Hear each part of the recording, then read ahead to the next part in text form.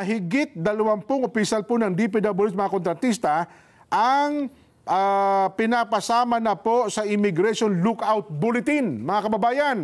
Plunder and economic sabotage that will be the ground for Anti-Money Laundering Council na habulin po ang kanilang mga ninakaw at dinambong na kayamanan nito mga kongresista, nito mga taga-DPWH at mga kontraktor. Bakit na ilulusot ang paninindikato, ang kriminal na mga maniobra nila Romualdez at Saldico ay dahil po pinapayagan. At hindi lang pinapayagan, ginagawang legal ni Marcos sa pamamagitan ng pagpirma at nagiging General Appropriations Act. Kaya hindi siya pwedeng maghugas kamay. Ito ang nakakagulat na balita ngayon sa mundo ng politika. Mga balasubas na contractors at ilang mga opisyales na sangkot sa investigasyon mukhang tinuluyan na ni Senate Blue Ribbon Committee Chairperson Senator Rodante Marcoleta.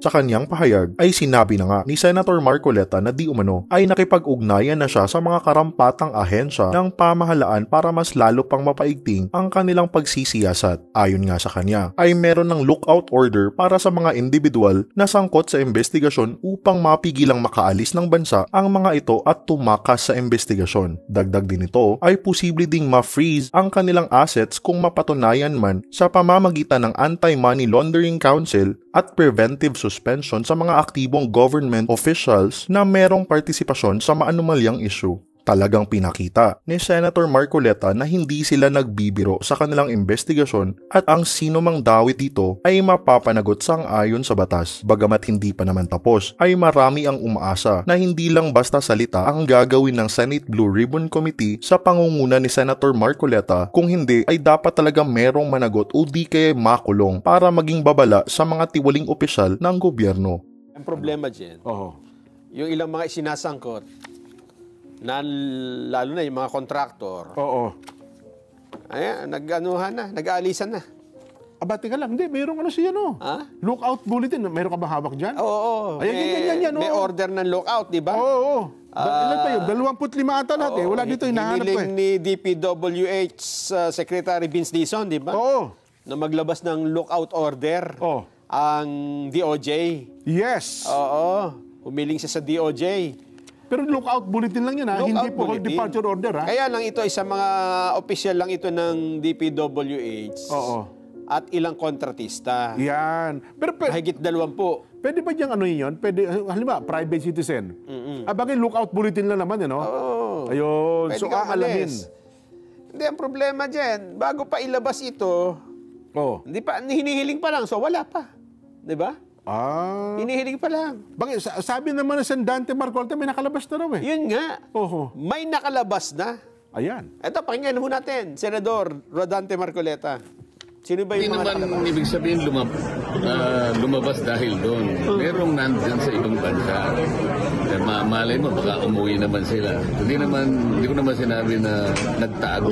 Kusang tumakas. Hindi. Kasi sa informasyon, inahanap nga kung present sila, may nagsasabi nga sa ibang bansa. Yan lang.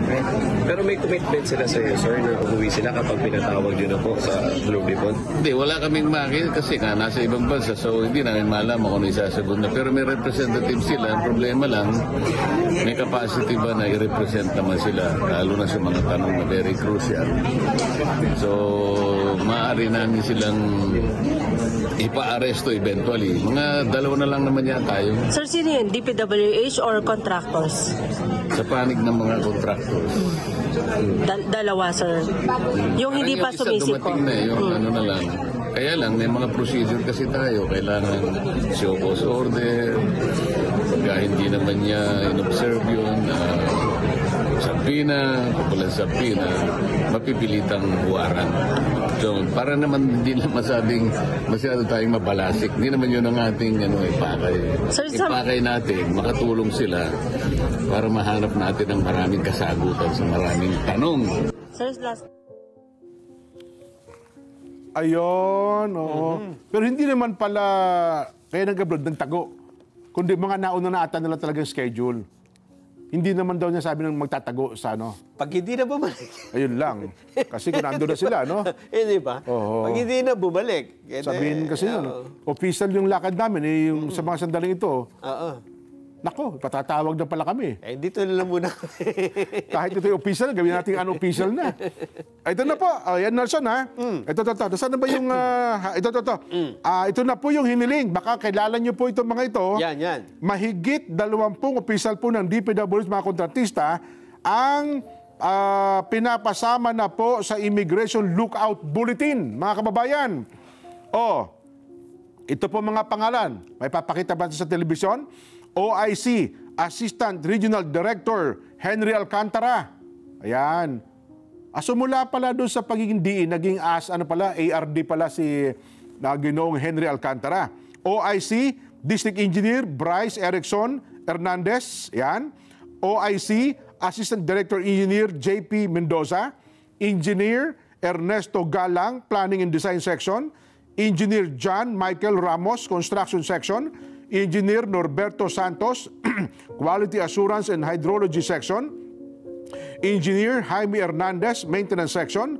Floraline Simbulan, Administrative Section. Juanito Mendoza, Finance Section. Ayan. Engineer Benedict Batawaran, Procurement Unit. Mr. Alex, ito naman sa mga construction company. Ayan yung mga pribado. Mr. Alex Abelido, President, Legacy Corporation o Construction Corporation.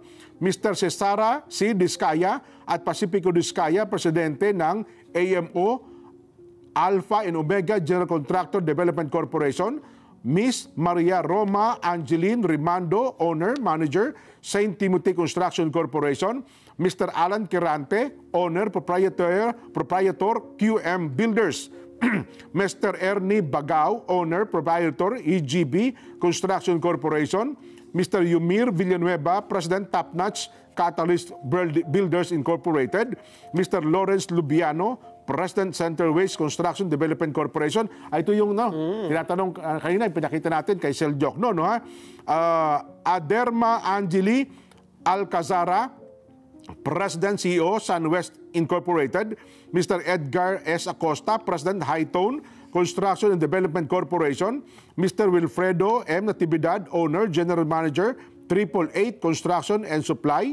Mr. Romeo Miranda, President, AMO, Royal Crown Monarch Construction and Supplies. Mr. Mark Alan Arevalo, General Manager, Wawaw Builders. Ito yung mahiyain. Marjorie Samidan, Authorized Manager, Managing Officer, Samidan Construction. Mr. Luisito Tiki, President, LR Tiki Builders. Ryan Willie Uy, Proprietor, Road Edge Trading and Development Services.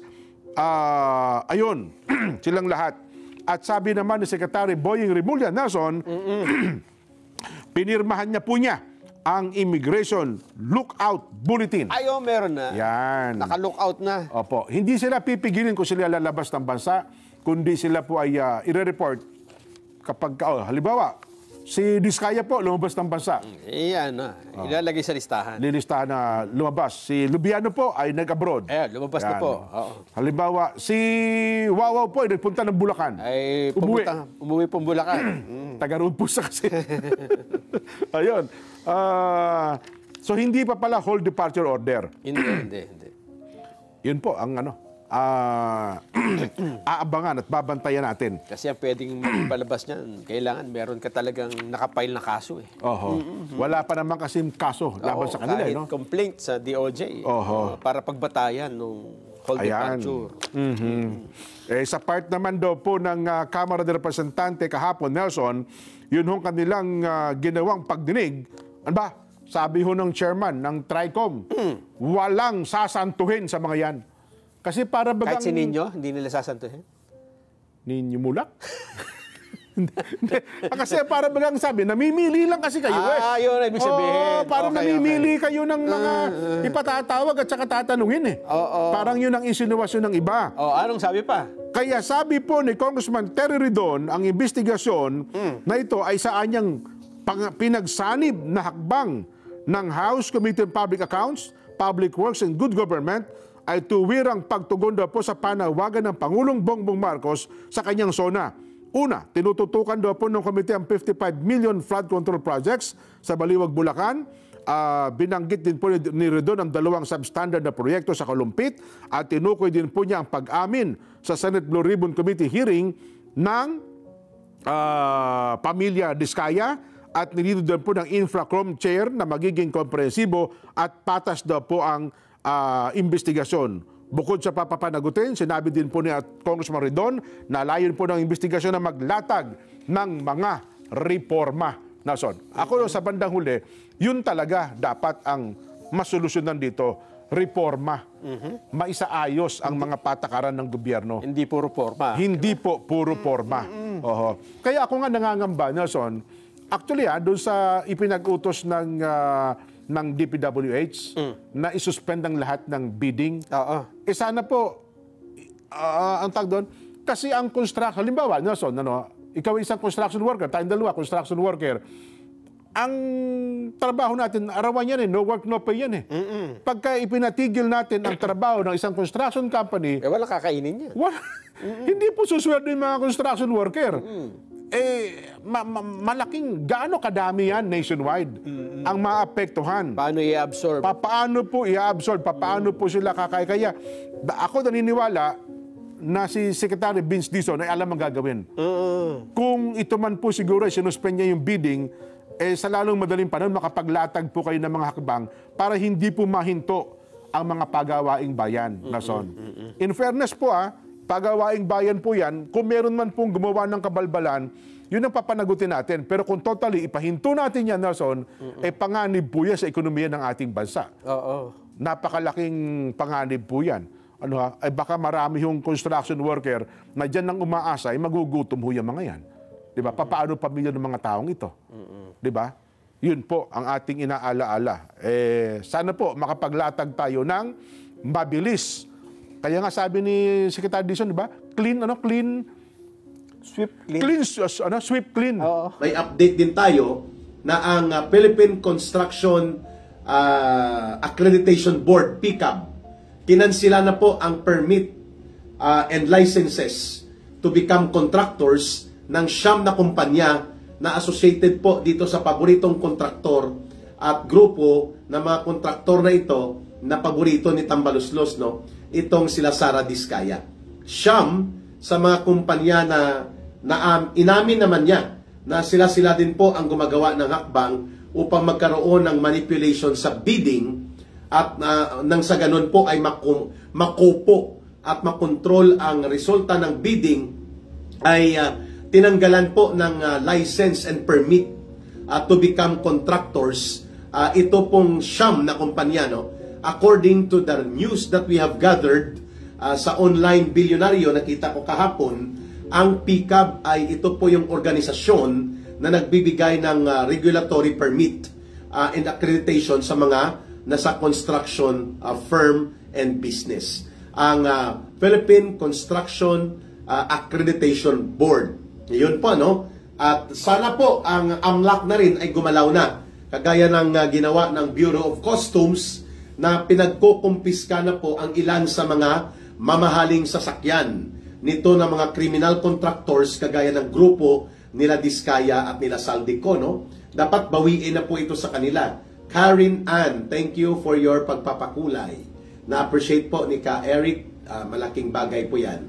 Charm Alcon Mix Vlog. Hindi lang yan dapat talaga, makulong pa sila dapat, Ka Eric. I agree. MJ Sakalam, gusto ko mag-interact sa Facebook, hindi ko lang nakikita ang inyong mga comments, I do not know why. Sana po bumalik na ang comment section ng aking Facebook, Maraming nandyan, hindi ko lang mabasa ang mga pangalan din yan po. But you can also follow me sa YouTube para po maka-interact din si Ka Eric. But anyway, gusto ko pong balikan ito ang informasyon na ang pagkakaroon po ng exit plan nila Saldico at nila Dong Gonzales at ng mga Aliporis, sila Romualdez, may mga villa nga sila ni Marcos, at sila Anton Lagdameo sa Soto Grande. Sa Spain po ito, At ang bawat villa nagkakahalaga po yata ng hindi bababa sa $5 million. Wow! 5 million hanggang $10 million ang pinakamababang value doon ng villa, no? Maliit na 'yon, maliit na kategorya. Siguro ang sa kanila mga aabot ng mga between $20 million na villa. Ayan. Dapat ka, Eric, freeze na ang assets nila at i-confiscate. I agree, Janet Roche. Tama po, kaya dapat gumalaw na po ang AMLAC.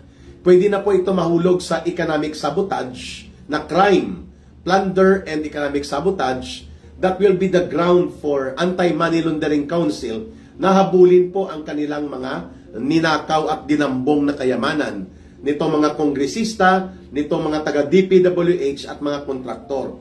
Yun nga binabanggit ni former Ambassador Bobby Tiglao.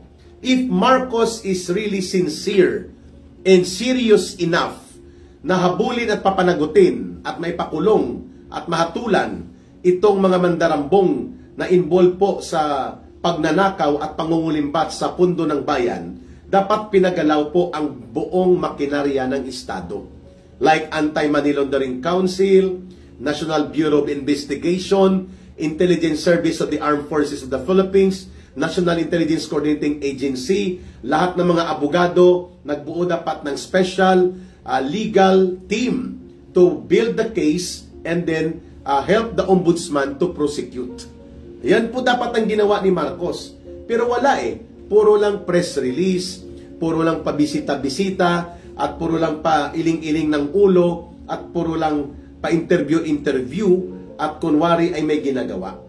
Sapagkat hindi naman po talaga yun ang layunin nito. Ang layunin nito ay political propaganda. Na kunwari, hindi siya involved sa mga kaganapan ng iskandalusong pandarambong at pagnanakaw sa kabanang bayan at wala siyang kinalaman dito. And may ginagawa siyang hakbang upang ito ay maimbestigahan at mabigyan ng karampatang aksyon. Yan po ang style ng approach. But nevertheless, hindi po tayo malilito at hindi po tayo maliligaw sapagkat ang katotohanan po, ang punot dulo nito kung bakit naipalusot at naipatupad ang pangungulimbat sa budget at ang mga paglalagay ng illegal na mga congressional insertions na ang pasimuno at arkitekto ay sila Romualdez, sila Saldico at mga aliporis nila, naging legal ang kanilang pangungulimbat dahil pinirmahan ni Marcos ang budget bill na naging GAA, General Appropriations Act. Dahil naging GAA o naging General Appropriations Act po, ay nagiging sa pamamagitan ng batas na i-release ang pondo at na ibababa po sa sindikato na koneksyon ng mga kongresista sa loob ng DPWH, sa DBM at pati po sa mga criminal contractors. Ibig sabihin po, ang punot dulo ng pinagmulan kung bakit nailulusot ang paninindikato, ang kriminal na mga maniobra nila Romualdez at Saldico at kagrupo nila sa budget ng Pilipinas ay dahil po pinapayagan at hindi lang pinapayagan, ginagawang legal ni Marcos sa pamamagitan ng pagpirma at nagiging General Appropriations Act. Kaya hindi siya pwedeng maghugas kamay. Lynn Santiago, nalungkot ako sa nangyari sa Pilipinas. Gabayan po tayo bukas sa rally natin. Sana lahat ng Pilipino lumabas na. Matatapos na ang korap na mga politiko watching here sa New Zealand. Thank you, Lynn Santiago. Hans Jia, good morning. Sila din ang dapat unahin bakit sobra-sobrang budget na ibinibigay sa mga ahensya na yan. Exactly. Mantakin mo, nag-warning na po mga kababayan. Si Vice President Sara Duterte kay Marcos, when their political alliance was still active and may open channel communication pa sila. Mga kababayan, sinabihan siya ni Vice President Sara Duterte na si Saldico at si Martin Romualdez at yung Kongreso ay may gustong ipasok na congressional insertions na nagkakahalaga ng mga 19 billion ipapatong nila doon sa 5 billion school building construction program. Pero hindi nakaprograma yung 19 billion. Iyon po ay congressional insertion. The way na ito po ay binuko ni Secretary John B. Crimolia ng DILG na may attempt din pala sila Saldico na pasukan ng 8 billion na procurement, congressional insertion ng pinanggalingan, hindi nakaprograma, 80,000 units of high-powered rifles, no, na nagkakahalaga for almost 100,000 per rifle. Samantalang half the price lang po, magandang rifle na Galil, made in Israel, o kaya even yung R4 na coming from South Korea na supply po ng ating Armed Forces of the Philippines sa kalibreng 5.56 na high-powered rifle o Armalite compatible. So ibig sabihin po, pati sa DILG may 8 billion na gustong isingit. Hindi lang po 13 billion ang nabuking ni Congressman Toby Chanco. In fact, ang binubulgar ni Pangulong Duterte at nila Congressman Ungap, nung ibinulgar nila ito noong nandito pa si Pangulong Duterte sa Pilipinas, ay mga 241 billion pesos po ang pandaraya sa budget 2025. And then, lumabas din po ang estimate ni Congressman Toby Chanco na baka umabot ng 400 billion pesos ang congressional insertions na hindi nakaprograma sa National Expenditures Program, wala po sa budget projection, subalit isiningit, pinalusot, at minaniobra ang arkitekto sila Martin Tambaloslos at ang nagpirma upang gawing batas ito si Marcos Jr. And ngayon, he will try to make it appear na inosente siya. May ginagawa siyang hakbang para daw ito ay lutasin. Yan ang dahilan kung bakit lalabas po tayo bukas. The day of the people's voluntary call for protest. Nationwide po ito. Pag-uusapan natin yan, anong gagawin, paano gagawin, at ano ang mga panawagan, ano ang isusulat sa placards, ano ang mga dadalhin. Ayos. Sabi ni Omel Depu, open the USB. Tama po.